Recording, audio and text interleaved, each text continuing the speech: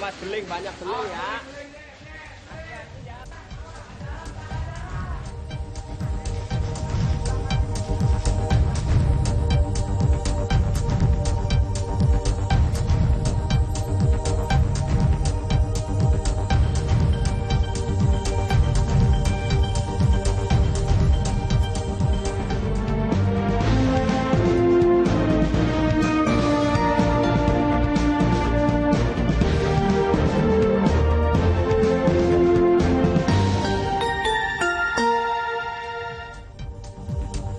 Halo, selamat pagi. Semangat pagi di hari Jumat ini. Semoga menjadi Jumat berkah, bukan hanya buat saya, buat Gracia, tapi juga buat Anda di rumah yang tentunya selalu mengupdate informasi aktual, tajam, terpercaya di Liputan 6 Pagi. Ya, dan langsung saja kita jalan Liputan 6 Pagi. David dan juga saudara pemirsa semuanya, kita jalan Liputan 6 Pagi selengkapnya untuk Anda.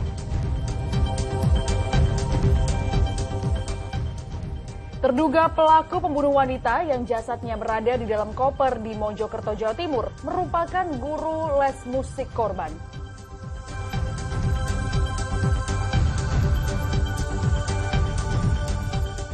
Kericuhan mewarnai sidang kasus pencemaran nama baik Menko Bidang Kemaritiman dan Investasi Luhut Binsar Panjaitan di Pengadilan Negeri Jakarta Timur.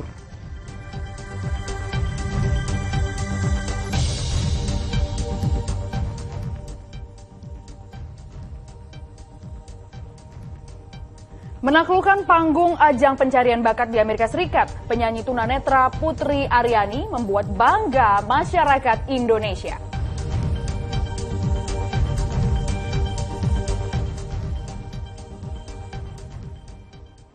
Informasi pertama, saudara, api membakar rumah kontrakan semi permanen di Pulau Gadung, Jakarta Timur, Kamis malam. Diduga kebakaran dipicu korsleting listrik dari salah satu rumah. Awas beling, banyak beling ya.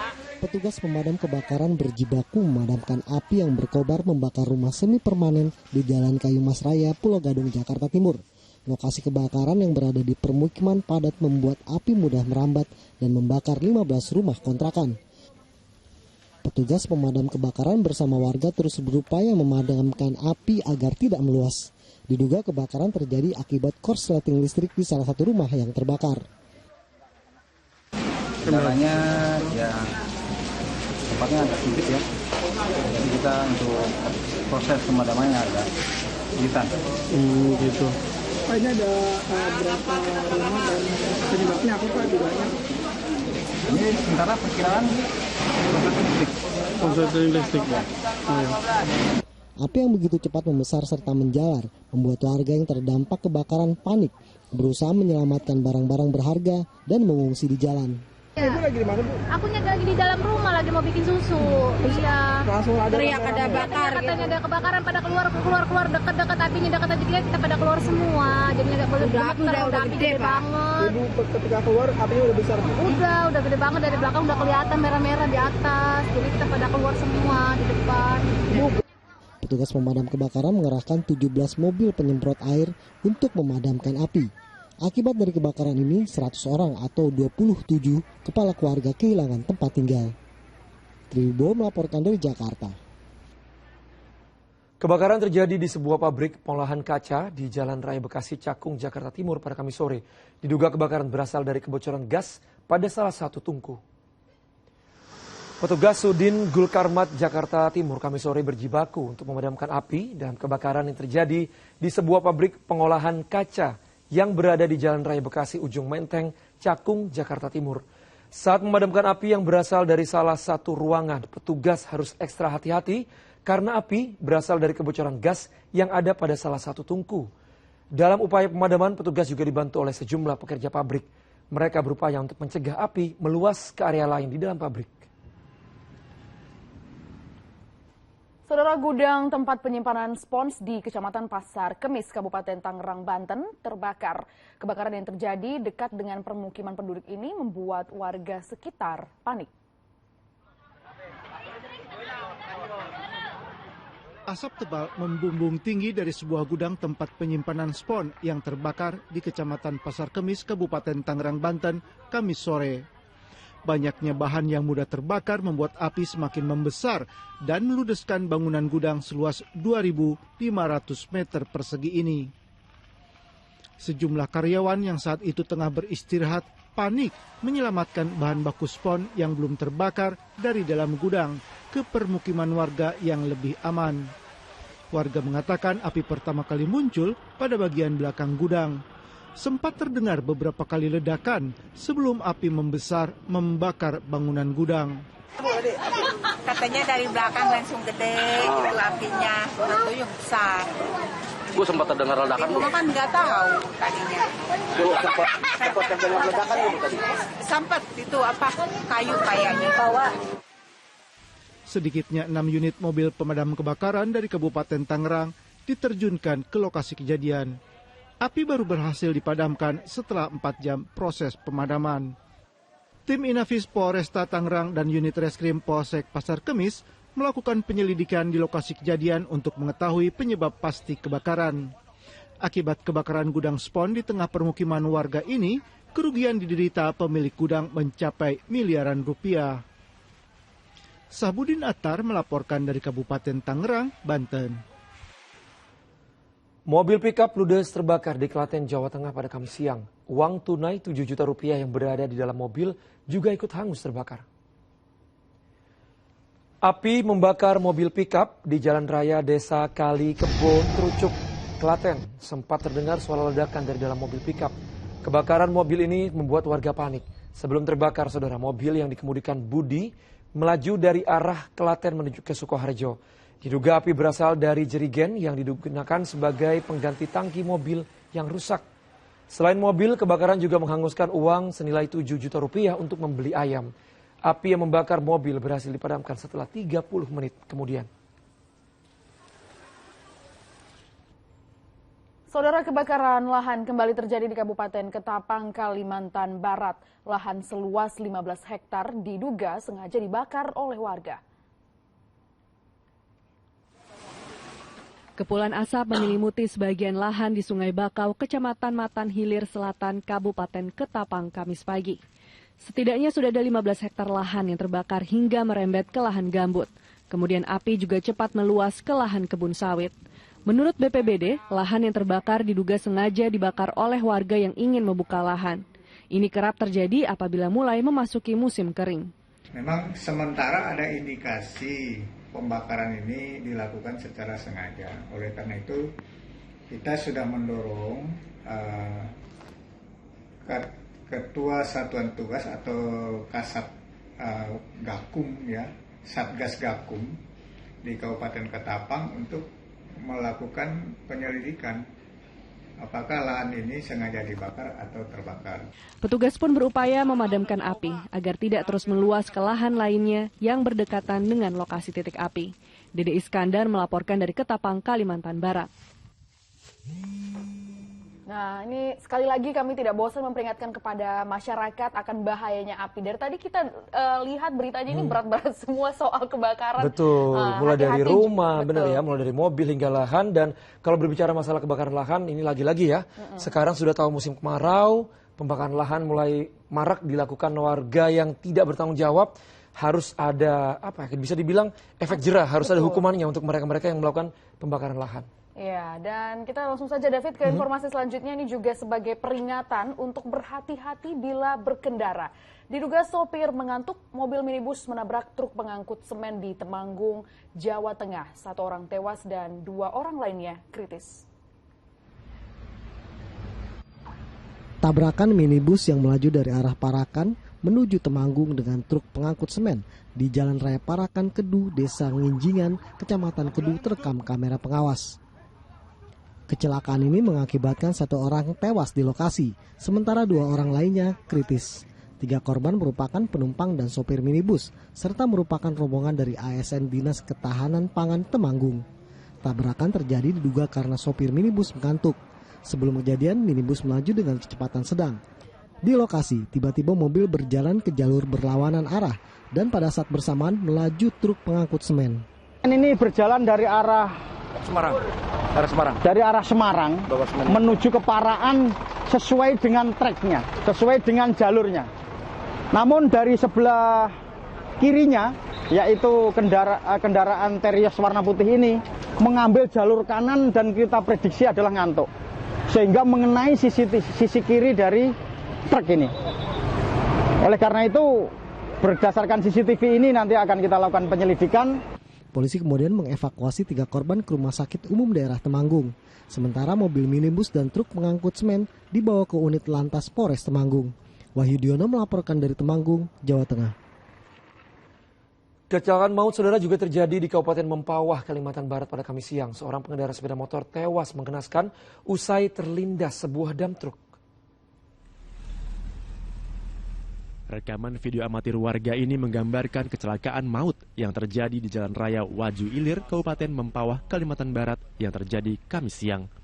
Menurut keterangan warga, kecelakaan maut ini berawal ketika seorang pengendara sepeda motor dari arah Pontianak menuju Sungai Piyuh tiba-tiba tergelincir dan terjatuh karena kondisi jalan yang licin. Di saat yang sama, dari arah berlawanan, melintas sebuah dam truk. Akibatnya pengendara sepeda motor yang terjatuh terlindas truk dan tewas seketika dalam kondisi mengenaskan. Terjadi laka lantas antara kendaraan roda 2 dan roda 6. Kendaraan roda 2 dari arah Pontianak menuju Sungai Pinyu, untuk roda 6 dari arah Sungai Pinyu menuju Pontianak. Lokasi tepatnya di Jalan Waju Ilir. Untuk korban dari pengendara roda 2 meninggal dunia. Pasca kejadian, polisi langsung mengevakuasi korban ke rumah sakit terdekat. Sementara sopir dam truk dibawa ke Mapolsek Jungkat untuk diperiksa. Terkait kecelakaan ini, polisi juga mengimbau warga untuk berhati-hati bila berkendara, mengingat kondisi cuaca yang tidak menentu. Dede Iskandar melaporkan dari Mempawah, Kalimantan Barat. Seorang pria ditemukan tewas bersimbah darah dengan luka tusuk di trotoar Jalan Keramat Raya, Jakarta Pusat. Korban diduga tewas usai berduel dengan anggota TNI yang sebelumnya terlibat kejar-kejaran menggunakan sepeda motor. Warga dan pengguna jalan di Jalan Keramat Raya, Senen, Jakarta Pusat digegerkan oleh jasad seorang laki-laki tewas berlumuran darah Kamis pagi. Korban yang tergeletak ini kemudian dievakuasi tim Inafis ke RSCM untuk diotopsi. Menurut polisi, korban diketahui pemuda berinisial D berumur 23 tahun. Korban diduga dianiaya oleh seorang anggota TNI Angkatan Darat berpangkat prajurit 1. Sebelum kejadian, korban dan terduga pelaku terlibat cekcok dan kejar-kejaran dengan sepeda motor dari kawasan Kota Tua. Sesampainya di lokasi, keduanya saling baku hantam hingga berakhir penusukan. Kemudian para saksi melaporkan kepada petugas kami dan diperiksa. Ternyata di dalam jok sepeda motor yang tertinggal ada KTA, kartu tanda anggota TNI AD, yang setelah itu kami langsung berkoordinasi dengan Pomdam Jaya untuk mengecek. Yang berdinas di Kodam 16 Patimura. Yang bersangkutan sedang ada tugas khusus dari komandan satuannya di Jakarta, keluar, kemudian minum-minum, dan memang motif perkelahian ini sementara bisa diduga adalah kesalahpahaman karena memang kondisi sedang di bawah pengaruh alkohol atau mabuk. Terduga pelaku berinisial JMD telah diamankan di rumahnya di wilayah Berlan, Jakarta Timur. Saat ini pelaku sedang menjalani pemeriksaan secara intensif di POM AD. Pelaku terancam dipecat dari anggota TNI hingga mendapat hukuman pidana sesuai Undang-Undang Pidana Militer. Abdul Haris melaporkan dari Jakarta. Polisi masih mendalami motif kasus penemuan mayat dalam koper di Mojokerto, Jawa Timur. Terduga pelaku merupakan guru les musik korban. Ya, informasinya akan hadir setelah kumandang azan subuh untuk wilayah Jakarta dan sekitarnya. Selamat menunaikan sholat subuh bagi Anda yang menjalankan. Kami lanjutkan informasi, saudara. Polisi masih mendalami motif kasus penemuan mayat dalam koper di Mojokerto, Jawa Timur. Ya, terduga pelaku, saudara, merupakan guru les musik korban. Polisi langsung menggiring R yang diduga membunuh Angelin Natania, mahasiswi sebuah perguruan tinggi swasta. Jenazah korban ditemukan di dalam koper di jurang Taman Hutan Raya Raden Suryo Pacet, Mojokerto, Jawa Timur. R ditangkap setelah polisi menemukan bukti rekaman CCTV di apartemen korban. Dari rekaman terungkap R adalah orang terakhir yang terlihat bersama korban. Dari pemeriksaan terungkap R mencekik korban karena sakit hati. Begitu mengetahui Angelin tewas, ia langsung memasukkan jenazah korban ke dalam koper dan membuangnya ke jurang. Namun polisi belum bisa merilis kasus ini secara keseluruhan karena masih menunggu hasil otopsi korban. Laporan terhadap orang hilang pada tanggal 5 Mei. 5 Mei ada kejadian penemuan mayat di Pacet Mojokerto ada. Namun 2 hal ini masih kita lakukan pendalaman penyelidikan hasil dari ahli untuk mencari kecocokan. Nanti sudah selesai baru kita akan publis. Dari tangan terduga pelaku, polisi menyita sebuah mobil milik korban yang sempat digadaikan oleh R. Setelah diotopsi, jenazah korban disemayamkan di rumah duka Adijasa di Jalan Demak, Surabaya. Sejumlah kerabat dan rekan korban terus-menerus mendatangi rumah duka untuk menyampaikan duka kepada keluarga korban. Ibu korban tidak menyangka jika putri kedua dari 3 bersaudara meninggal secara tragis. Terlebih terduga pelakunya adalah R, guru musik yang sudah mengajar sejak korban masih SMA. Ya kaget sekali, saya tahunya justru setelah dia menghilang ini, banyak yang kasih informasi ke saya, itu guru SMA-nya, guru ekstra. Musik. Iya. Sering berulang? Nggak pernah. Nggak tahu. Tapi dulu waktu SMA tahu kalau itu guru SMA guru. Hah? Komunikasi maksudnya sama anak itu? Nggak tahu saya. Saya sekedar tahu dia itu guru kita. Saat ini korban tercatat sebagai mahasiswi semester 6 Fakultas Hukum Universitas Surabaya. Informasi dari keluarga, rencananya jenazah korban akan dikremasi di Krematorium Eka Praya Sabtu mendatang. Slamet Riyadi melaporkan dari Surabaya, Jawa Timur. Penemuan bayi berjenis kelamin perempuan di dalam gerobak sampah di Bandung, Jawa Timur, saudara, viral di media sosial. Ya, bayi ditemukan seorang pemulung saat hendak mencari barang bekas di gerobak sampah. Video amatir merekam seorang bayi perempuan yang ditemukan di dalam gerobak sampah di Jalan Wastu Kencana, Kota Bandung, Rabu sore lalu. Saat ditemukan diduga bayi malang tersebut baru dilahirkan beberapa jam sebelumnya. Kejadian bermula saat seorang pemulung hendak mencari barang bekas di dalam gerobak sampah. Namun sang pemulung terkejut karena menemukan sesosok bayi perempuan terbungkus kain dalam kondisi hidup. Karena panik, sang pemulung langsung meminta pertolongan warga. Oleh warga, bayi tersebut langsung dibawa ke rumah sakit untuk mendapat perawatan. Bak sampah, nah, ketemunya sama pemulung. Ya, pemulung nemuin itu, ketika itu dibuka mungkin ya, ada bayi. Bayinya kondisinya masih hidup. Ya.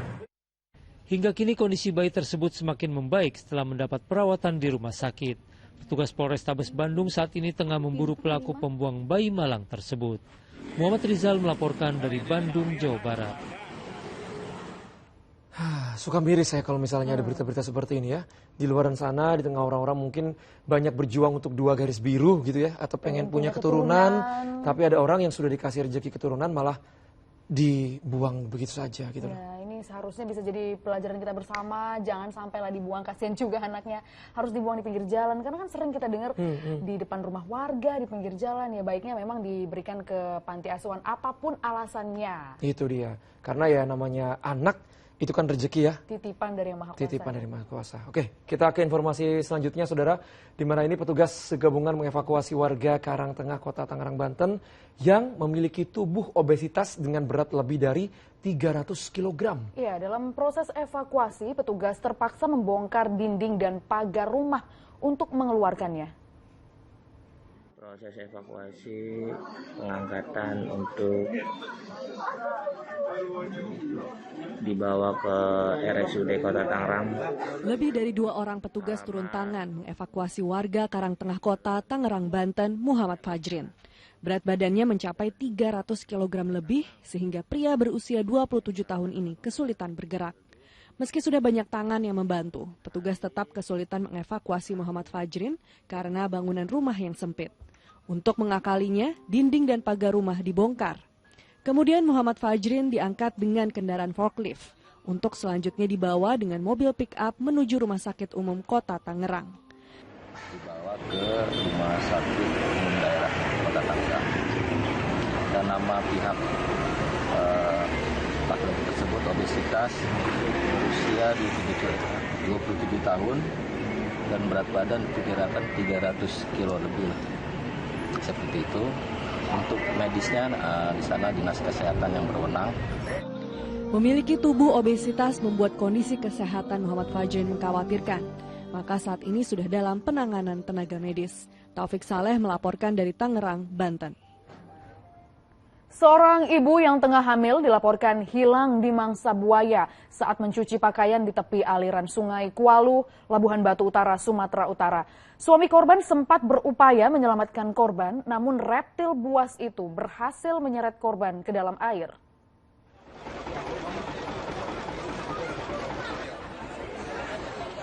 Ratusan warga desa Teluk Binjai, Kecamatan Kualu Hilir, Labuhan Batu Utara kembali geger.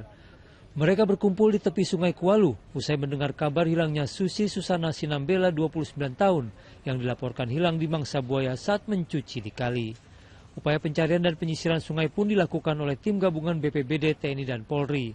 Sejak dilaporkan hilang Rabu kemarin, belum ada tanda-tanda dari korban. Hanya beberapa helai pakaian dari cucian korban yang tertinggal di lokasi. Saksi pertama suaminya sendiri. Korban begitu diterkam langsung minta tolong, ditolong sama suaminya, tapi suaminya disepak dengan buaya itu. Lepas keluar lagi buaya itu ke tengah, suaminya lepas lagi. Kami sudah berupaya melakukan pencarian dengan masyarakat, ya TNI Polri juga. Namun sayangnya sampai saat ini belum berhasil ditemukan, baik itu mayat korban maupun juga buayanya belum dapat sampai sore hari ini. Kami berjuang sampai pukul 6. Mungkin besok akan kami lanjutkan sejak pagi sampai pukul 15 besok. Anjuran kita kepada masyarakat hendaknya harus waspada. Mereka jangan lagi beraktivitas di pinggiran sungai. BPBD setempat meminta warga lebih waspada serta membatasi aktivitas di sekitar aliran sungai. Serangan buaya di Sungai Kualu bukan kali pertama terjadi.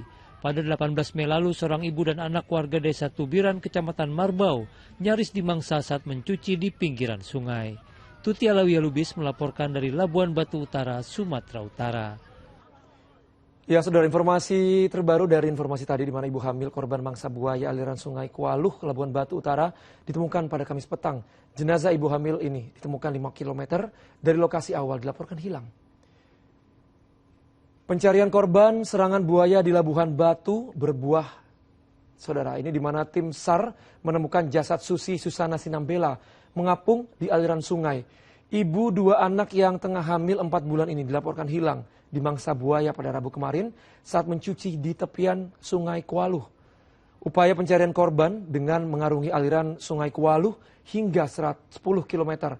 Jasad korban ditemukan berjarak 5 km dari titik serangan buaya. Setelah dievakuasi, jenazah korban diserahkan kepada pihak keluarga. Saudara, kasus penipuan penjualan gawai iPhone dengan sistem pre-order oleh 2 saudari kembar, Rihanna dan Rihani, rupanya menguak kasus penipuan lainnya. Rihanna diketahui dilaporkan ke polisi karena membawa kabur sebuah mobil rental milik seorang warga di Kebayoran Baru, Jakarta Selatan. Dugaan penipuan mobil rental ini disampaikan pemilik mobil, Ius Ruslan, saat ditemui di Jalan Percetakan 2, Keramat Pela, Kebayoran Baru, Jakarta Selatan, Kamis siang. Ius memperlihatkan dokumen tanda terima dan kartu identitas milik Rihanna yang ditinggalkan saat kali pertama menyewa kendaraan. Ius Ruslan mengaku sudah mencoba mendatangi 2 alamat tempat tinggal Rihanna, namun yang bersangkutan tak ditemukan. Rihanna pertama kali menyewa kendaraan tahun 2018 lalu dengan alasan untuk digunakan sebagai alat transportasi saat bekerja. Semula pembayaran sewa bulanan yang disepakati berjalan lancar hingga akhirnya tersendat tahun 2022 lalu. Akibat kejadian ini, korban mengalami kerugian mencapai 190 juta rupiah. Karena tak ada itikat baik dari Rihanna, korban kemudian melaporkan kasus ini ke Polsek Metro Kebayoran Baru, Jakarta Selatan. Ya, dia kan katanya kan mau dikembalikan mobil waktu tempo hari sebelum puasa, akhirnya mundur lagi sampai sebelum lebaran, sampai detik ini belum dikembalikan juga. Kendaraan pun juga tidak ada kembali sama saya sampai saat ini. Nama dua saudari kembar Rihana dan Rihani menjadi perbincangan publik setelah kasus penipuan gawai iPhone dengan kerugian para korban mencapai 35 miliar rupiah viral di media sosial. Pusat Pelaporan dan Analisis Transaksi Keuangan atau PPATK bahkan telah memblokir 21 rekening si kembar tersebut. Hingga kini polisi masih memburu Rihana dan Rihani untuk mempertanggungjawabkan perbuatannya. Muhammad Nur melaporkan dari Jakarta. Nah ini David yang bikin miris juga karena selain menipu sejumlah orang ya terkait dengan pre-order tadi, ini ternyata dua pelaku ini juga menipu soal mobil rental yang dibawa kabur ya. Tapi kalau ngomong masalah investasi, nah ini berkali-kali kami ingatkan sekali lagi bahwa investasi itu tidak ada yang instan. Apapun itu, kalau misalnya ada yang too good to be true, misalnya menjanjikan sesuatu yang wow keuntungannya terlalu besar dan kayaknya masa sih, nah harus diwaspadai dan jangan mudah percaya. Betul sekali, karena kejahatan ini ada di mana-mana juga ya, termasuk soal transaksi online. Itu dia. Kita ke informasi selanjutnya, saudara, di mana ini Bribka Andri Dharma Irawan, anggota Brimob Polda Riau yang tidak menerima dimutasi, mengungkapkan bukti setoran uang kepada komandannya yang mencapai ratusan juta rupiah. Ya, setelah curhatannya viral di media sosial, Bribka Andri meminta perlindungan dari Lembaga Perlindungan Saksi dan Korban atau LPSK.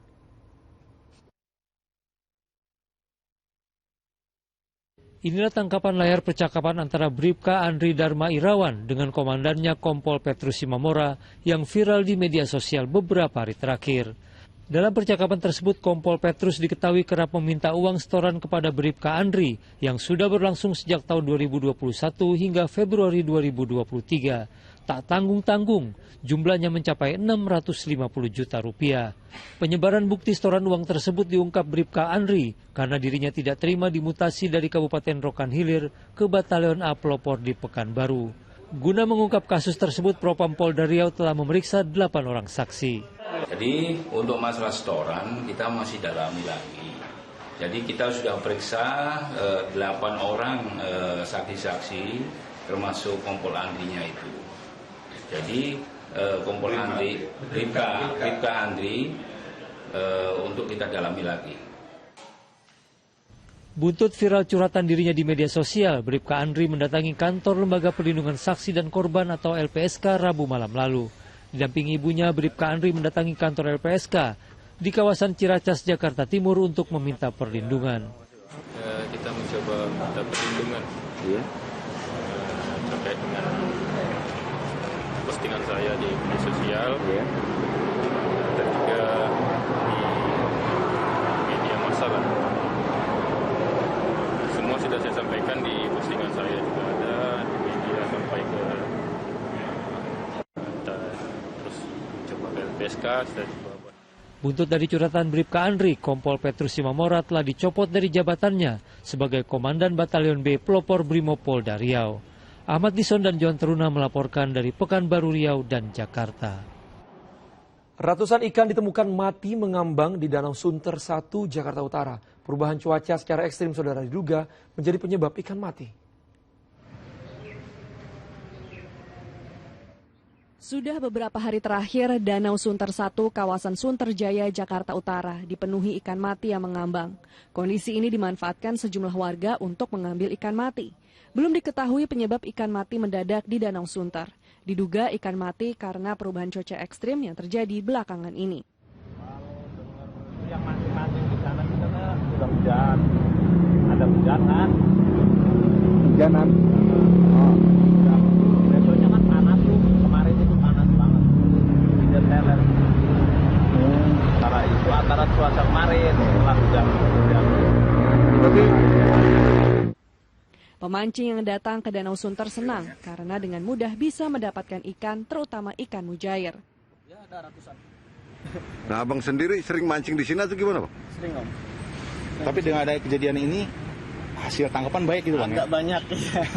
Biasanya paling bawa 10 kalau nggak pada mabok ikannya. Ini dapat berapa kilo, Bang, kira-kira, Bang? Paling sekiloan, Om. 2 kilo lah. Terkait banyaknya ikan yang mati, Suku Dinas Ketahanan Pangan, Kelautan, dan Pertanian Jakarta Utara bersama UPT Produksi, Inspeksi, dan Sertifikasi Hasil Perikanan akan mengecek kualitas air di Danau Sunter dalam waktu dekat Arafah Supandi melaporkan dari Jakarta.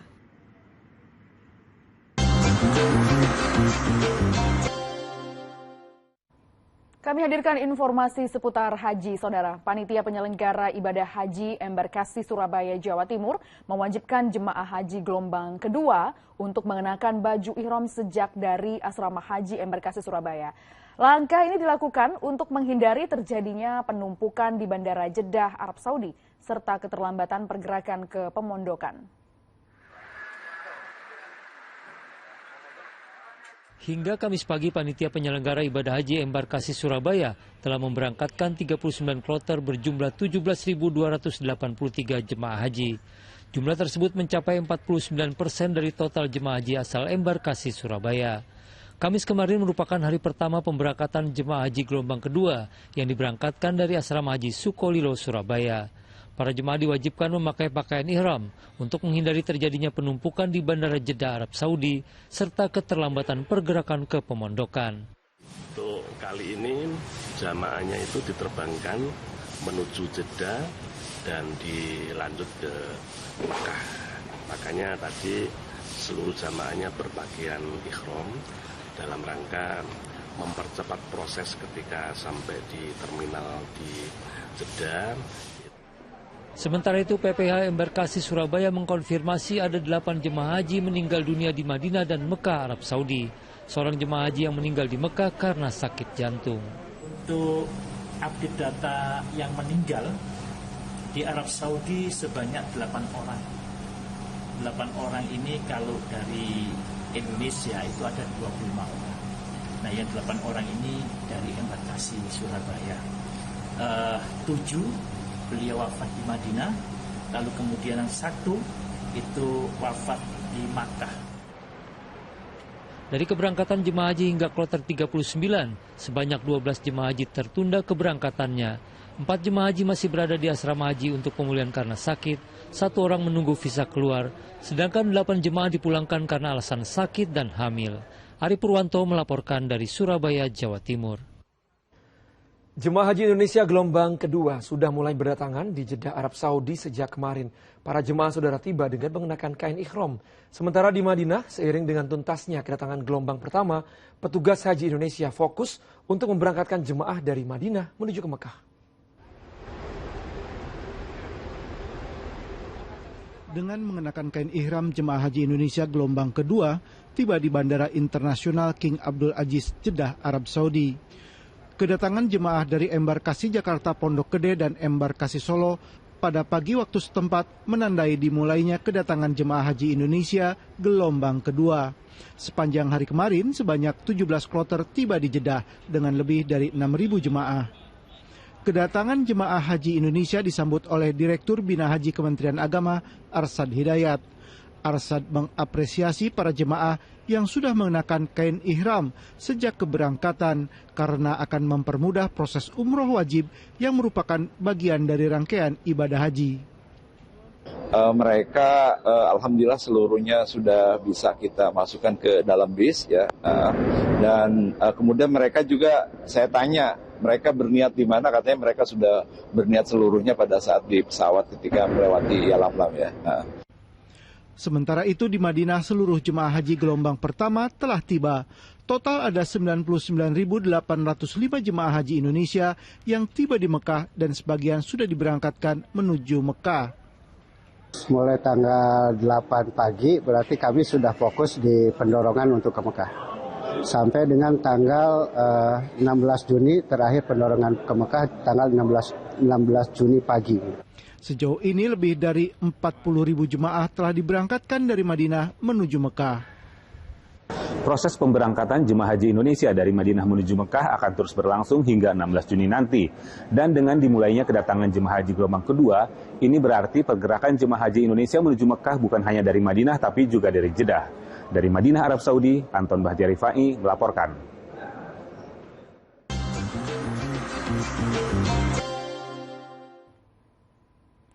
Berkunjung ke Malaysia, Saudara, Presiden Joko Widodo bertemu dengan Perdana Menteri Malaysia Anwar Ibrahim. Dalam pertemuan tersebut, Indonesia dan Malaysia menyepakati penyelesaian batas laut teritorial antar kedua negara. Proses negosiasi ini sudah memakan waktu hingga 18 tahun. Presiden Jokowi tiba di Kuala Lumpur, Malaysia untuk bertemu dengan Perdana Menteri Malaysia Anwar Ibrahim, Kamis siang waktu setempat. Pertemuan ini sebagai kunjungan balasan atas kedatangan Anwar Ibrahim ke Indonesia Januari lalu. Setelah 18 tahun, kedua pemimpin menyetujui negosiasi batas laut teritorial di Laut Sulawesi, Selat Malaka bagian selatan. Namun Presiden Jokowi juga berharap agar ada negosiasi batas daratan di wilayah lainnya. Saya juga berharap negosiasi perbatasan lainnya, termasuk di darat, Batik, kemudian Sinapat selesai, juga bisa segera diselesaikan. Mumpung Perdana Menterinya masih Datuk Seri Anwar Ibrahim. Dan saya bangga dengan pimpinan kedua-dua hari ini, rakan-rakan lain. Kita dapat selesaikan satu isu yang telah kita gunting selama berpuluh tahun. Dan hari ini kita saksikan ada yang soal kecil yang akan kita putuskan. Selain itu, kedua negara sepakat menyelesaikan MOU untuk Border Crossing Agreement, Border Trade Agreement, serta sertifikasi halal dan kerjasama promosi investasi. Kemudian Presiden Jokowi menghargai komitmen Perdana Menteri Malaysia untuk memperkuat perlindungan dan penegakan hukum para pekerja migran. Terakhir, Presiden Jokowi mengapresiasi kolaborasi yang terjalin pada Joint Mission Indonesia-Malaysia ke Brussel. Langkah ini penting untuk melawan diskriminasi komunitas Indonesia dan Malaysia dari negara lain. Tim Liputan 6 SCTV melaporkan. Ya, Presiden Joko Widodo ini mengajak warga Singapura untuk pindah tinggal di Ibu Kota Negara Nusantara atau IKN. Ya, pernyataan Presiden ini menuai pro dan kontra. Apa maksud pernyataan Presiden? Kita bahas bersama dalam diskusi. Nusantara will be comfortable city to live in and to do business.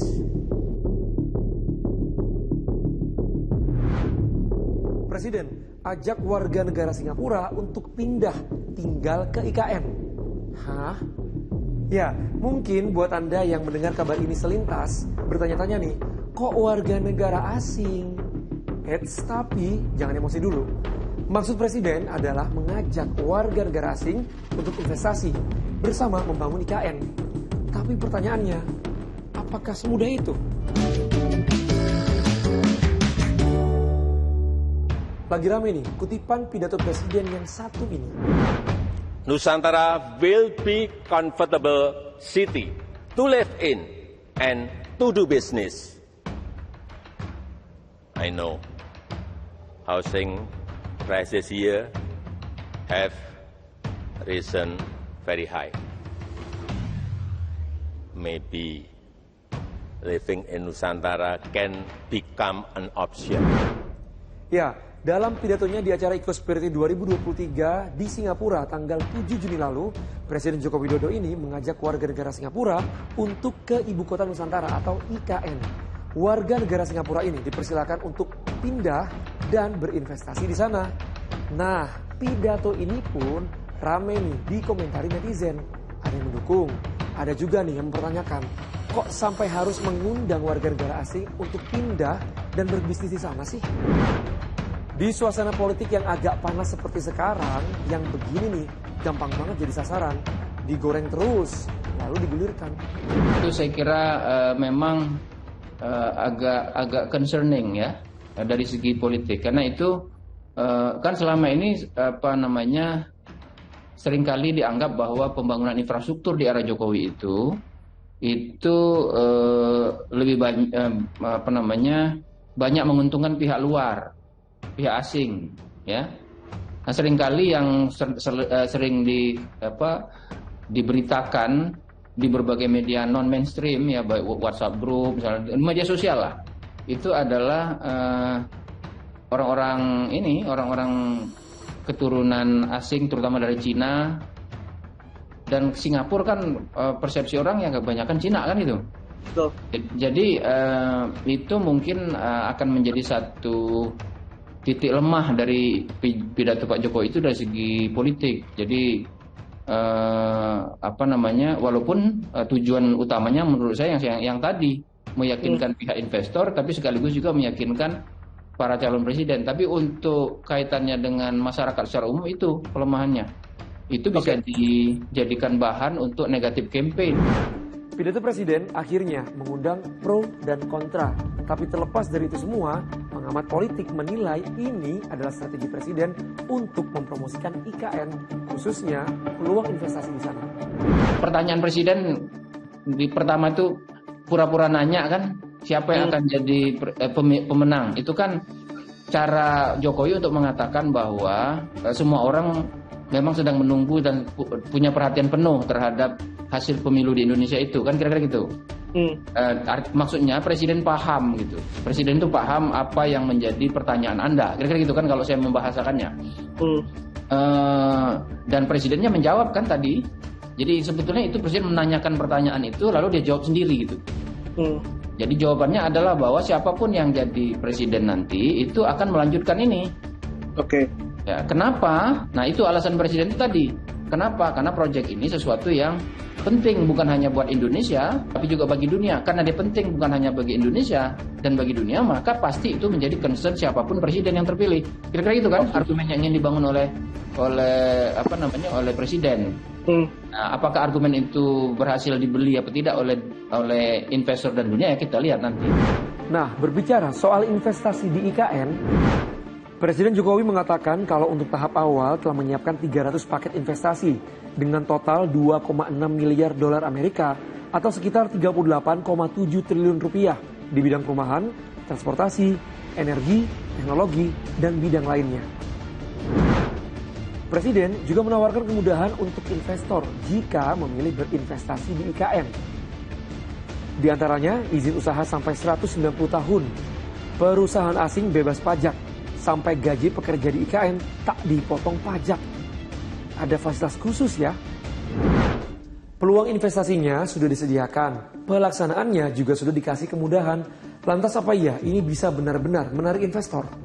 Memang masih banyak persoalan yang harus dipersiapkan agar daya tarik investasi ini seiring dengan tawaran-tawaran insentif dan berbagai kemudahan, ya termasuk juga perizinan gitu ya. Ini juga menjadi catatan penting ya di dalam membangun IKN.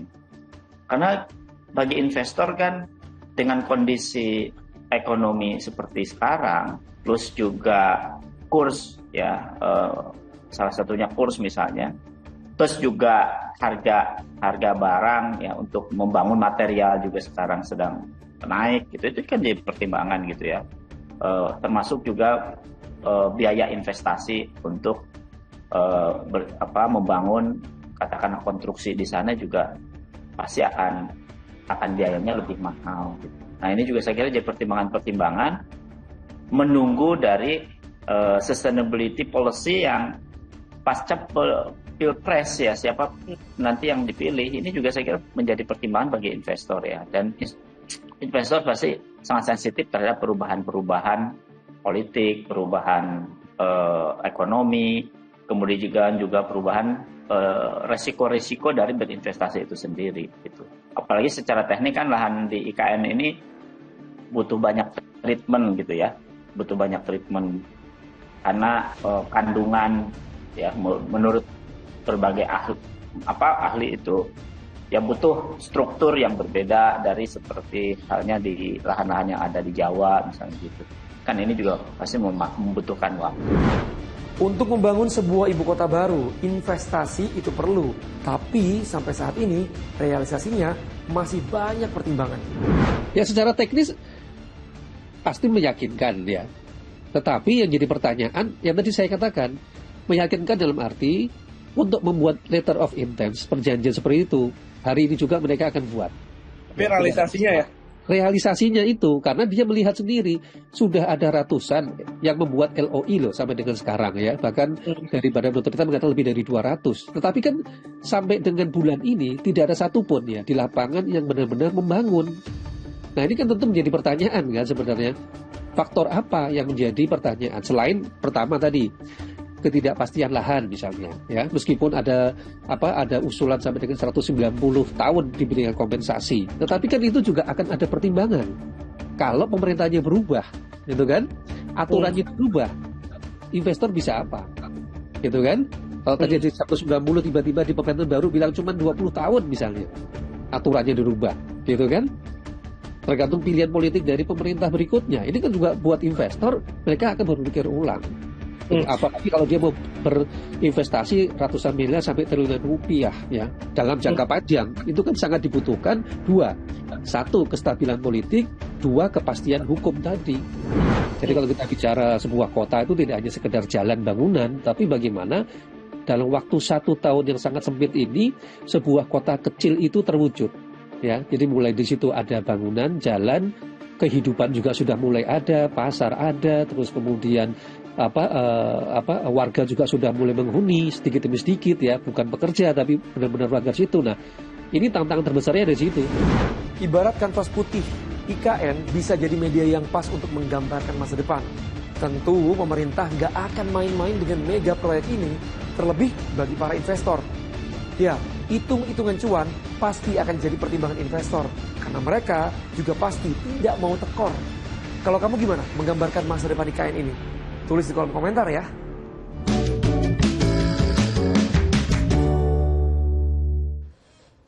Ke informasi selanjutnya, Saudara, Rakernas ketiga PDI Perjuangan resmi ditutup. Ketua Umum Megawati Soekarno Putri meminta seluruh kader PDI Perjuangan menjadi juru kampanye untuk bakal calon Presiden Ganjar Pranowo. Rapat Kerja Nasional ketiga PDI Perjuangan yang berlangsung selama 3 hari resmi ditutup. Sebelum menutup, Megawati Soekarno Putri menyampaikan 2 perintah harian Ketua Umum yang harus dijalani seluruh kader PDI Perjuangan. Pertama, meneruskan program pemerintahan Presiden Joko Widodo Ma'ruf Amin, terutama dalam memerangi kemiskinan.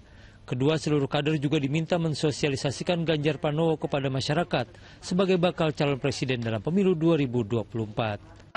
Siapkan juru kampanye yang terbaik dan siapkan saksi yang militan dengan kecakapan tinggi dan ketuklah pintu-pintu rakyat melalui sebuah gerakan, yaitu dari pintu ke pintu dengan sopan. Selain PDI Perjuangan, 2 partai sudah menyampaikan dukungan kepada Ganjar Pranowo, yakni Partai Persatuan Pembangunan dan Partai Hanura. Dikabarkan Jumat pekan ini akan ada 1 partai lagi yang mendukung pencalonan Gubernur Jawa Tengah sebagai presiden mendatang. Teatrika Putri dan Eko Purwanto melaporkan dari Jakarta. Menko Bidang Kemaritiman dan Investasi Luhut Binsar Panjaitan memberi kesaksian dalam sidang lanjutan kasus pencemaran nama baik dengan terdakwa Haris Azhar dan Fathia Maulidianti di Pengadilan Negeri Jakarta Timur. Informasi selengkapnya sesaat lagi.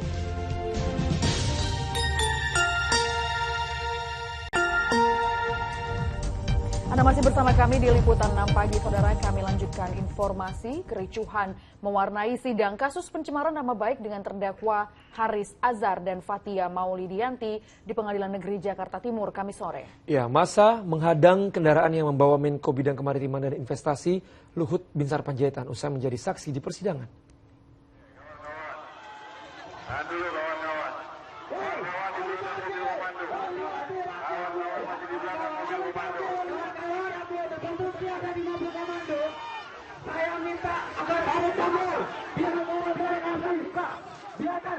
Masa pendukung Haris Azhar dan Fathia Maulidianti menutup akses keluar gedung Pengadilan Negeri Jakarta Pusat saat kendaraan Menko Bidang Kemaritiman dan Investasi Luhut Binsar Panjaitan akan meninggalkan gedung pengadilan Kamis sore.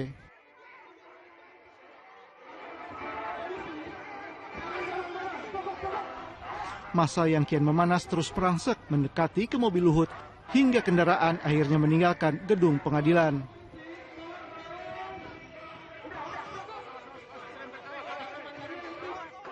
Meski kendaraan yang membawa Luhut sudah meninggalkan area gedung pengadilan, aksi saling dorong antara petugas dengan pendukung Haris Fathia terus berlanjut hingga kericuhan tidak terhindarkan. Luhut sebelumnya memberikan keterangan sebagai saksi pelapor dalam sidang lanjutan kasus pencemaran nama baik dengan terdakwa Haris Azhar dan Fathia. Triwibowo melaporkan dari Jakarta. Menko Bidang Kemaritiman dan Investasi Luhut Binsar Panjaitan memberikan kesaksian dalam sidang lanjutan kasus pencemaran nama baiknya sendiri di Pengadilan Negeri Jakarta Timur pada Kamis siang. Di depan majelis hakim, Luhut menyatakan dirinya tidak terima disebut penjahat. Menko Bidang Kemaritiman dan Investasi Luhut Binsar Panjaitan hadir sebagai saksi dalam sidang lanjutan kasus pencemaran nama baik dengan terdakwa Haris Azhar dan Fathia Maulidianti di Pengadilan Negeri Jakarta Timur Kamis siang. Kasus ini berawal dari podcast yang diunggah di kanal YouTube Haris Azhar dengan judul Ada Lord Luhut di balik relasi ekonomi operasi militer Intan Jaya. Jenderal Bin juga ada. Haris dan Fathia menyebut kalau Luhut bermain dalam bisnis tambang di Intan Jaya. Di depan majelis hakim, Luhut menyatakan dirinya tidak terima disebut sebagai penjahat. Kalau memang niatnya baik, dia gentleman, dia betul-betul seorang hak asasi manusia, dia bisa tanya saya. Ada enggak? Kalau tidak tanya saya, dia akan bisa lihat di Kumham. Saya punya enggak perusahaan itu? Saya melakukan itu apa tidak? Dan dia berani masih menuduh saya penjahat. Saya ini beberapa kali membantu luar negeri di daerah operasi militer. Anda belum pernah alami, Anda berani menuduh saya penjahat. Itu Pak, yang mulia saya tidak terima. Saya justru yang keberatan, justru itu saya menganggap justru itu fitnah yang banyak muncul di persidangan ini. Ya. Dituduh minta saham, dituduh ada bicara penjahat, main di belakang. Ada orang bicara di belakang, ada kepentingan orang di belakangnya. Jadi sebetulnya ini yang difitnah sebetulnya siapa? Dan kita sama-sama tahu dalam praktek hukum di Indonesia banyak fitnah dibungkus dengan pasal-pasal hukum. Haris dan Fathia didakwa melakukan perbuatan penghinaan dan pencemaran nama baik terhadap Luhut. Sidang rencananya kembali digelar Senin 12 Juni mendatang. Tim Liputan 6 SCTV melaporkan dari Jakarta. Saudara, Kejaksaan Agung menyita 3 bidang tanah seluas 11,7 hektar milik mantan Menteri Komunikasi dan Informatika Johnny G. Plate di Kabupaten Manggarai Barat, Nusa Tenggara Timur. Tim penyidik dan tim pelacakan aset Direktorat Penyidikan Jaksa Agung Muda bidang tindak pidana khusus Kejaksaan Agung terus menelusuri aset para tersangka kasus dugaan korupsi penyediaan infrastruktur BTS Kementerian Kominfo. Rabu kemarin, tim gabungan Kejaksaan Agung menyita 3 bidang tanah seluas 11,7 hektar milik mantan Menteri Komunikasi dan Informatika Johnny G. Plate di Desa Waloka, Kecamatan Komodo, Kabupaten Manggarai Barat, Nusa Tenggara Timur. Menurut Kepala Pusat Penerangan Hukum Kejaksaan Agung, Ketut Sumedana, penyitaan 3 bidang tanah milik Johnny G. Plate ini dilakukan setelah mendapat penetapan dari Wakil Ketua Pengadilan Negeri Labuan Bajo. Pada Rabu tanggal 7 Juni 2023, tim kami, yaitu tim penyidik Kejaksaan Agung, melakukan serangkaian penyitaan di beberapa tempat yang berada di Kabupaten Manggarai Barat dengan melakukan penyitaan 3 bidang tanah seluas 11,7 hektar. Informasi yang satu ini lagi viral, menaklukkan panggung ajang pencarian bakat di Amerika Serikat, penyanyi tunanetra Putri Aryani membuat bangga masyarakat Indonesia. Informasi selengkapnya akan hadir usai jeda.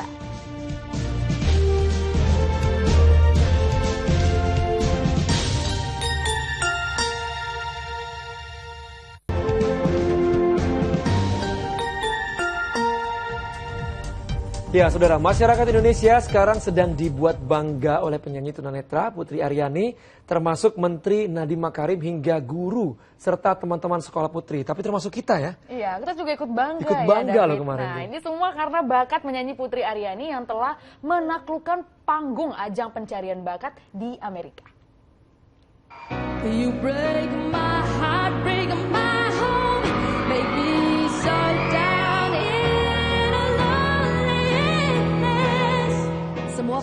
sontak berdiri, memberikan tepuk tangan paling meriah untuk penampilan Putri Aryani dalam ajang pencarian bakat America's Got Talent. Para juri semakin terpukau saat tahu lagu berjudul Loneliness yang dibawakan remaja berusia 17 tahun ini merupakan ciptaannya sendiri. Atas bakat Putri yang luar biasa, salah satu juri, Simon Cowell, memberikan Golden Buzzer sebagai bentuk apresiasi tertinggi. Artinya, Putri langsung lolos ke sesi pertunjukan tanpa harus melewati seleksi lagi. Kagum dan bangga atas penampilan Putri rupanya terasa hingga ke tanah air. Sejumlah publik figur hingga Menteri Pendidikan Kebudayaan Riset dan Teknologi Indonesia, Nadiem Makarim, turut menyampaikannya lewat media sosial. Begitu juga dengan sekolah tempat Putri belajar, yakni SMKN 2 Kasihan Bantul, Yogyakarta. Teman maupun tenaga pendidik menyambut gembira atas prestasi Putri yang sudah mendunia. Mereka kagum akan suara merdu Putri meski sehari-hari di sekolah fokus belajar alat musik flute. Sekolah dia instrumen mayornya kan bukan vokal, tetapi flute. Sehingga terkadang sekolah memberi ruang, memberikan kesempatan perihal kemampuan Putri dalam bernyanyi. Kemudian dia bermain solo dalam format orkestra. Dia punya pendengaran yang bagus. Waktu itu pernah lagi pelajaran solfeggio itu jadi kayak dengar nada gitu. Itu dia bagus banget. Musikalnya benar-benar bagus. Putri Aryani merupakan remaja kelahiran Riau, namun menetap di Yogyakarta bersama keluarga. Sejak berusia 3 bulan, Putri sudah menjadi tunanetra. Namun keterbatasannya tak menghalangi Putri dalam mengasah bakat musik yang dimiliki. Buktinya, Putri juga pernah memenangkan berbagai ajang lomba menyanyi di dalam negeri. Kini Putri ingin mengepakkan sayapnya lebih lebar lagi, mengikuti mimpinya sebagai diva ternama yang mendunia.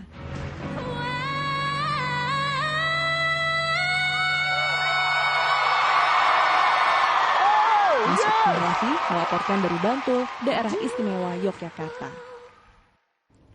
Bangga banget saya merinding mendengar yang kemarin itu. Bisa ya berkarya di dunia internasional. Baru kali ini loh ternyata orang Indonesia bisa dapat Golden Buzzer. Itu dia pencapaian tertinggi orang Indonesia yang ikut audisi di Amerika Serikat. Karena kemarin sebenarnya Putri Aryani ini menyanyikan 2 lagu. Jadi lagu pertama Simon Cowell kan terlihat tuh ke panggung ngasih tahu bahwa bagus suaranya tapi pengen mendengarkan lagi lagu yang lain gitu ya. Ketika menyanyikan Sorry Seems to Be the Hardest Word itu benar-benar yang Sorry seems to be. Wow. Mungkin nanti, bisa coba.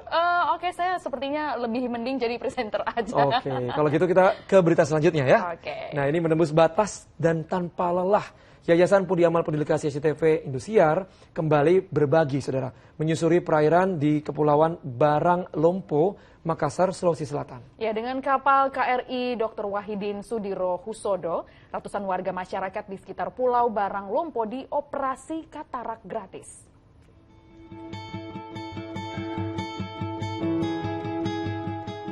Nenek bernama Malang 73 tahun asal Pulau Barang Lompo ini satu dari ratusan warga sekitar Pulau Barang Lompo, Makassar, Sulawesi Selatan yang mendapat layanan operasi katarak gratis.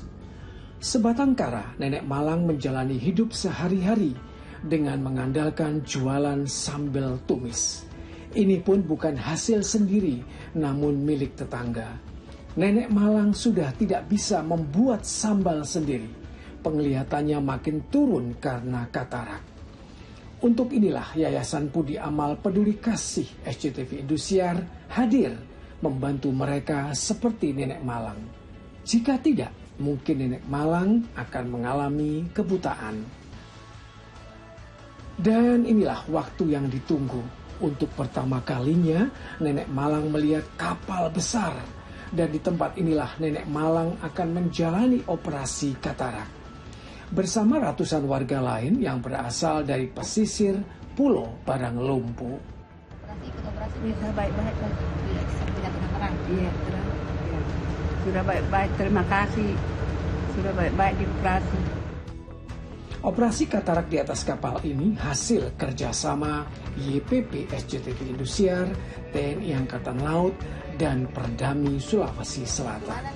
Jadi kami kerjasama dengan YPP STP Indosiar ini sejak lama ya. Jadi harapannya nanti setiap ada kegiatan-kegiatan yang bersifat bakti sosial terhadap masyarakat di wilayah-wilayah terpencil, tetap kita bekerja sama. Yayasan Pudi Amal Peduli Kasih SCTV Indosiar hadir karena kepedulian kita, harapan mereka. Tim liputan melaporkan dari Baranglompu, Makassar, Sulawesi Selatan.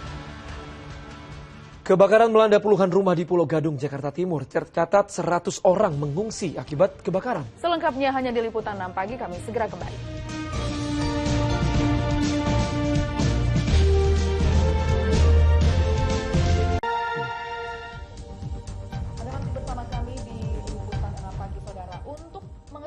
Kondisi warga yang terdampak kebakaran di Pulau Gadung, Jakarta Timur, sudah ada rekan Tia Nisa dan juru kamera Gilang Robi di sana. Selamat pagi Tia, silakan laporan Anda Tia. Seperti inilah kondisi bangunan rumah warga yang kemarin terbakar, David dan juga Gracia. Seperti yang bisa Anda lihat, tidak banyak yang tersisa, ini tinggal puing-puing bangunan saja karena kemarin api dengan cepat melahap bangunan-bangunan rumah warga yang ada di sini. Dan seperti yang bisa Anda lihat juga, saat ini ada sejumlah warga yang mulai kembali ke rumah mereka untuk mengecek kondisi rumah dan juga mencari mungkin ada barang yang masih bisa diambil. Meskipun kalau kita lihat memang kondisinya memprihatinkan dan juga tidak banyak barang yang masih bisa diselamatkan dari kebakaran kemarin. Namun beberapa warga ini masih tetap berusaha untuk mencari untuk surat-surat penting dan juga untuk barang berharga mereka.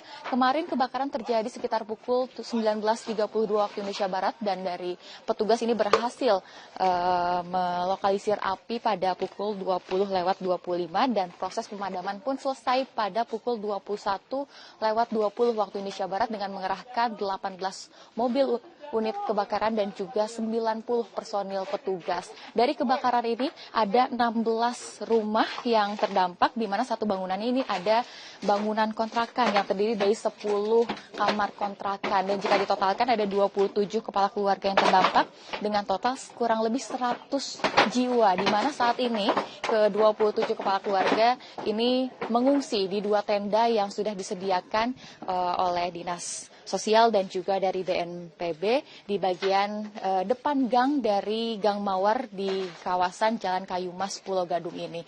Dari warga sendiri ini memang kami melihat sudah ada bantuan yang datang, namun ini belum banyak, baru makanan dan juga untuk alat-alat kebersihan. Sementara untuk kasur, selimut, lalu untuk barang baju yang bisa digunakan juga ini masih belum didapatkan oleh warga sekitar. Sementara itu bantuan-bantuan lain juga diharapkan masih bisa berdatangan untuk membantu warga sekitar. Sementara demikian, kembali ke studio. Tia Nisa melaporkan dari Pulau Gadung, Jakarta Timur. Terima kasih Tia. Dan saudara, informasi tadi sekaligus mengakhiri jumpa kita di Liputan Pagi. Saya David Rizal, Gracia Bentobing pamit. Sampai jumpa. Salam SCTV.